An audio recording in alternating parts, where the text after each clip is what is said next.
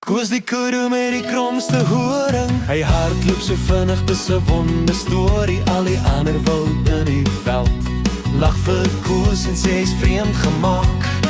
Toe oom Niklas op ou Kers aankom met sy boepens en sy groot wit trom, raak sy sleep vas in die doringboom en hy roep, ag nee, dis darm 'n nare droom. Toe sê Koos, ek sterk en groot, ek trek daai slee, dis maklik stoot.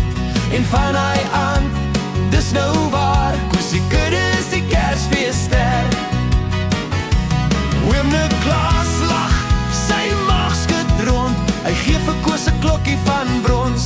Nou elke Kersfees, as die klokke lui, roep die kinders, Koos, waar is jy? Koesie kudde, flink en fyn, spring oor bosse in die maanskyn. Oom Niklas, jy met sy boepens groot, dankie Koos, jy's my Kersfees vernoot.